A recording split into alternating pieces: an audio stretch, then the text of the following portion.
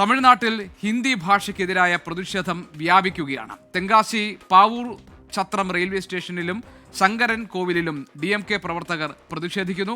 ബോർഡിലെ ഹിന്ദി അക്ഷരങ്ങൾ പ്രവർത്തകർ മായ്ച്ചു കളഞ്ഞു. മുഹമ്മദ് റഹീസ് ചെന്നൈയിൽ നിന്ന് വിവരങ്ങൾ നൽകാനുണ്ട്.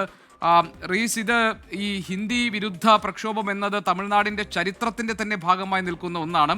അത് പുതിയ കാലത്ത് അതിനെതിരായിട്ടുള്ള പ്രക്ഷോഭങ്ങളും പ്രതിഷേധങ്ങളും ഏത് സ്വഭാവത്തിലേക്കാണ് പോകുന്നത്? DMKയുടെ പ്രതിഷേധത്തിൻ്റെ രീതികൾ എന്തൊക്കെയാണ്? വിവരങ്ങൾ എന്തൊക്കെ?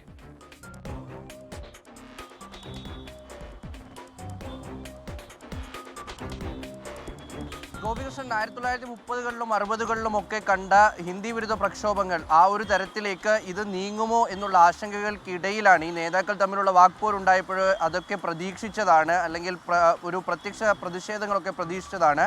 അതേ തരത്തിൽ തന്നെയാണ് ഇപ്പോൾ കാര്യങ്ങൾ നീങ്ങുന്നത് എന്ന് പറയേണ്ടി വരും. കാരണം ഇന്നലെ 2 റെയിൽവേ സ്റ്റേഷനുകളിലേക്കായിരുന്നു DMK പ്രവർത്തകർ പ്രതിഷേധവുമായി എത്തിയത്. പാളയംകോട്ടയിലേക്കും ഒപ്പം തന്നെ പൊള്ളാച്ചി റെയിൽവേ സ്റ്റേഷനിലേക്കും. അവിടെയുള്ള നെയിം ബോർഡിലെ ഹിന്ദികൾ ഇവർ മായ്ക്കുകയുണ്ടായി. അതേ പാത പിന്തുടരുകയാണ് DMKയുടെ മറ്റ് സ്ഥലങ്ങളിലുള്ള പ്രവർത്തകരും. ഇന്ന് രാവിലെ ഇവർ ശങ്കരൻ കോവിലിലേക്കും ഒപ്പം തന്നെ പാവൂർ ഛത്രത്തെ റെയിൽവേ സ്റ്റേഷനിലേക്കും പ്രതിഷേധവുമായി എത്തി.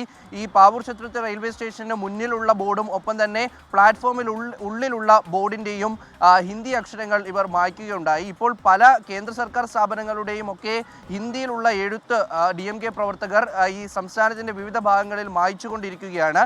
ഇതിൽ ഈ ശങ്കരൻ കോവിലുണ്ടായ പ്രതിഷേധത്തിൽ ഒരു പ്രത്യേകത കൂടിയുണ്ട്. കാരണം അവിടുത്തെ സ്ഥലം MLA DMKയുടെ MLA രാജ കൂടി ഈ ഒരു പ്രക്ഷോഭത്തിൽ പങ്കെടുത്തിട്ടുണ്ട്, ഈ ഒരു പ്രതിഷേധത്തിൻ്റെ ഭാഗമായി എന്നുള്ളത് കൂടി കണക്കിലെടുക്കേണ്ടതുണ്ട്. അപ്പോൾ അത്തരത്തിൽ അണികൾ മാത്രമല്ല നേതാക്കൾ കൂടി പ്രതിഷേധ രംഗത്തേക്ക് വരുന്നതാണ് കാണാൻ കഴിയുന്നത്.